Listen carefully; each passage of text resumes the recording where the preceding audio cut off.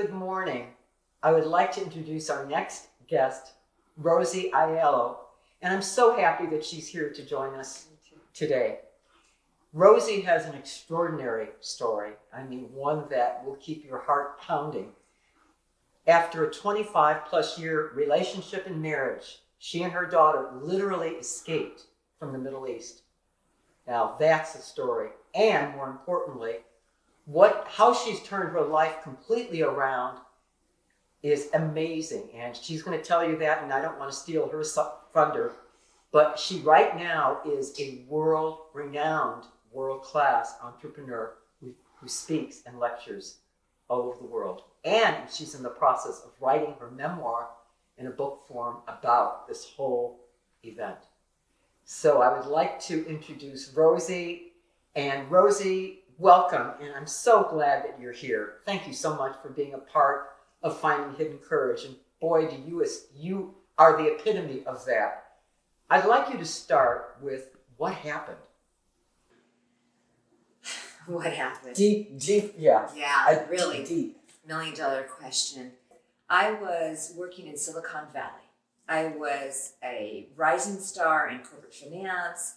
And then, I met this guy. We'd actually met in college, but didn't get married right away. So, literally a week after we got married, we moved to the Middle East, which I knew. He was already working there. Did you work while you were there? I did. I have an MBA in finance. I wasn't going to sit around doing this. Right. I got very active in the women's groups. I worked part-time for his company. I started doing private consulting for Saudi women. And, you fall in love with somebody because you share their values. I mean, he was, up until, now, the relationship I have now, truly he was a fascinating guy. He was charismatic, smart, cultured. We had a lot of values in common. I'm Catholic, he was Greek Orthodox. So we had that in common as well. And yet... What happened? Did he change? It wasn't that he changed. It's just that it came out more. And I wasn't aware of it. He would just tell me, oh, you're not being a partner. You're not being a game player. You're not cooperating. You're not a good wife. He would tell me this over and over. When we had our daughter, he would say to me, I know you love her, but you're really a terrible mother. Oh my goodness. And so here I was with this background. Well, I'm a high-rising star in corporate. I can do these things. Well, I'm going to be a good wife. I can do this. I can do this. So it was a challenge of constantly trying to be better. Were you his possession? I didn't know that. Because he's in the Middle East, there's these beliefs that Westerners have that I was his possession, but I think it was beyond that. I didn't know. I was married, Liz, for 18 years before I even knew about the word abuse. I didn't know. I just thought I was a bad wife. So I was and a bad mother. So I was going to work my butt off to prove to him I could do it. So you started to believe him. Yes. Because that was your world. Yeah. Your power was his. You gave your power to him because you were isolated and you loved him and you thought this is what you're supposed to do. That was what I was supposed to do. But, I was so discouraged all the time. I thought, oh my God, why is it never working? Why am I never good enough? Why am I never good enough? Was just what I just constantly kept thinking. And I felt always so discouraged. But it's I'm going to keep trying. And I noticed a pattern.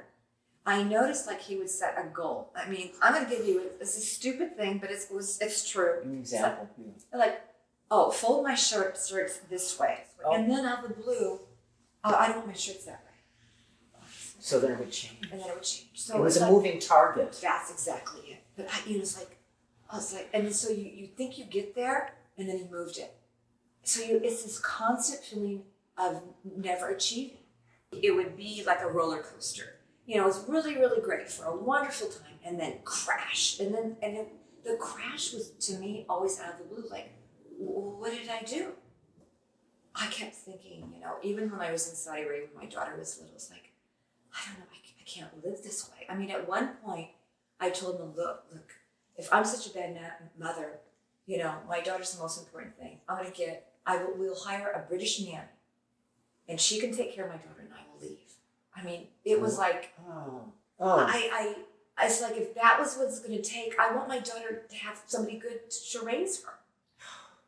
But I could never leave without my daughter. Yes. I mean, like, that wasn't even a thought that ever entered leaving without her. It just was not in my brain at all. So, in the Middle East, you know, when she was about 9 or so, we moved to Lebanon. But still, in the Middle East, custody goes automatically to the father. There's no custody battle. There's no you go to court and see who wins. There's nothing. So there was no way I could leave before she turned major at 18. So I couldn't leave. I had to stay. I chose to stay. Okay, remember, I would never leave without my daughter. Yes, of course. Never leave without my daughter. So I chose. Even after your own unhappiness, that was key. Of course. And every moment I was working on trying to make the marriage work, no Still. matter what. Even months before the escape, which I will get to in a moment. And then I told my daughter when she was 16, after I told her I was married 18 years, when I discovered it, and then I told her, I go, wow, you know, I read a book that changed my life. I go, this is what's been happening, honey. Your father's being abusive to us. I go, I didn't know that.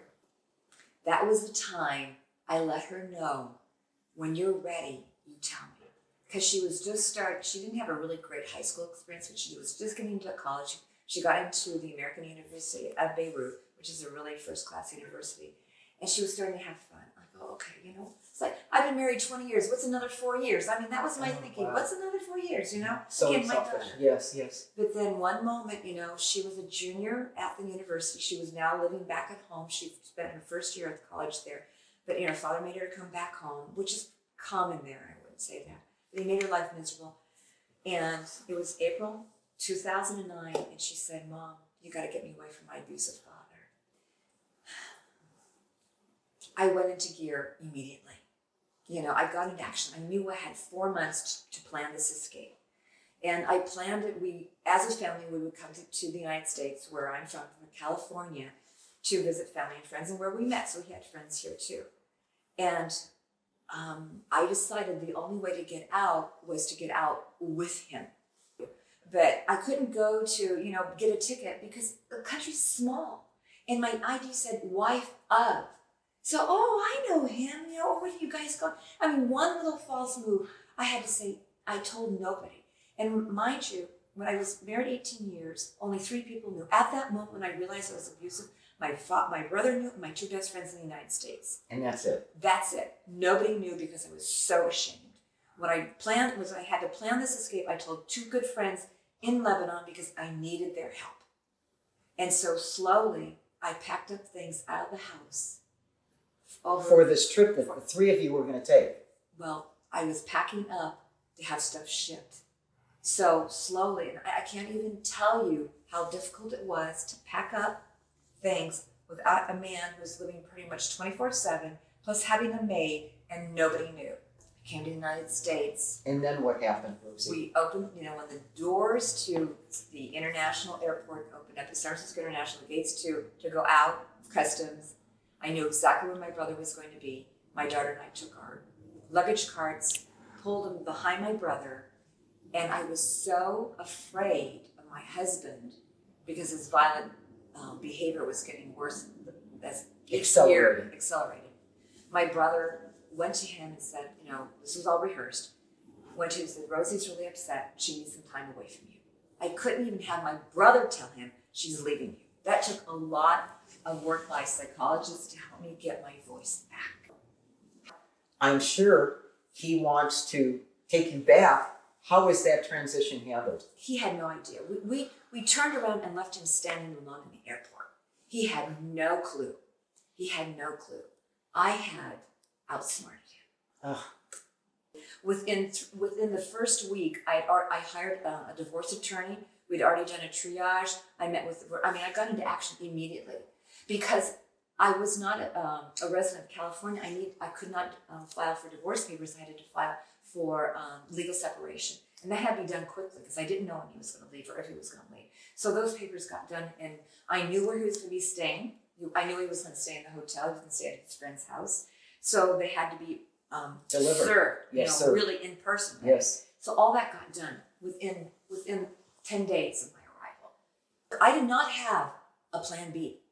There was no thinking that this was going to fail. Never. It was never going to fail. So when I arrived, it's like I didn't know what I was going to do, and I arrived in 2009. That was the peak of the Great Recession. Yes. So here I am, been out of the country for almost 25 years. I arrived back at the peak of a recession. I am in my mid-50s. I'm not exactly a young chicken here, you know?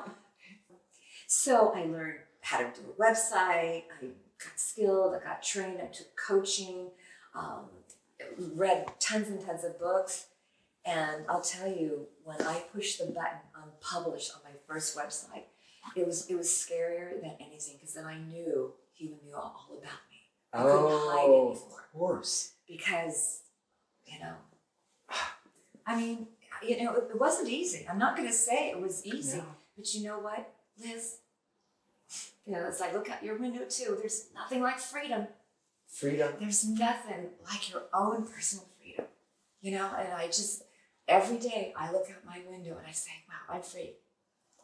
So as I was speaking and giving my talks about my, you know, the time management business, I would give them a little taste of where I was because, you know, time is important and your life is important. And so people started saying, oh, wow, I've been in that situation too. Or I would hear, oh my God, your story's so amazing. You should write a book or it should be made into a movie. Yes. It's so profound. They're right. And I wasn't ready. And I was still, I don't know, I just wasn't ready. I couldn't do it. I tried to write, but I couldn't. And then, you know, we kept hearing it. It just got, the sound and the message got bigger and louder and more. And so finally I said, okay, I'm going to make a commitment to this. So then as I started to write the memoir, Liz, my whole life changed. I wasn't expecting it to. All of a sudden I couldn't stand like doing time management or productivity. Everything, it's like, it was just like, you flipped a switch and all of a sudden this had to come out of you. And so then I felt this shift, but then I was like, wow, the book is so not about our story. The book is about helping these women. Yes. Helping women understand that they deserve to be treated with kindness, that, you know, so now that's my work, is that you deserve to be treated with kindness. The memoir we're writing is called, it's not done yet, it's called 11 Hours to Freedom. Oh. You know, and it's our journey of escape. It's our journey of really the ups and downs of the healing. You know, you may be physically away, but you know, you've got, your mind has been torn into shreds. And you said you had an aha moment, which I'm going to make sure that you share. Yes. And that's just recent. That was on my way here. I mean, it just shows you how your life is always transforming. And how God works in mysterious ways. When I was in Lebanon planning the escape, and I said to myself, again, just a reiteration, I didn't know about mantras or anything, but I just said, my daughter and I deserve a happy and joyful life. And I just kept repeating it. And then as I was coming up here, Liz, and getting prepared for this, I thought, oh my God, I have a joyful life. I mean, I feel joy in my heart. I feel love. I mean, I am now in the most beautiful relationship ever in my entire life. Which you deserve, which we all deserve. Excuse me. And I feel love like I never felt love before. I can see it in your eyes. And I give love like I've never gotten it before. And I just feel this joy. And I'm going, oh my gosh, this is it. This is a joyful life. Rosie, I would love our viewers to know how they could get in touch with you. If you would be willing to share that information, that would be great. Oh, of course, I would love to. Good. So they can go to theloveiskindnetwork.com. theloveisKindnetwork.com. My contact information, they can go to the contact form, and I have a free gift for them. Rosie, thank you so much for sharing this unbelievable story, but it is believable. But more importantly, who you are today, after all you went through during those 25 plus years, and your daughter, and now the life that you're living, not just for you, but to help others. I feel so blessed to have you, to be able to share the story. You are courage, and you are finding hidden courage. The book is actually about you and your daughter. Thank you so much for sharing your time and your life with us.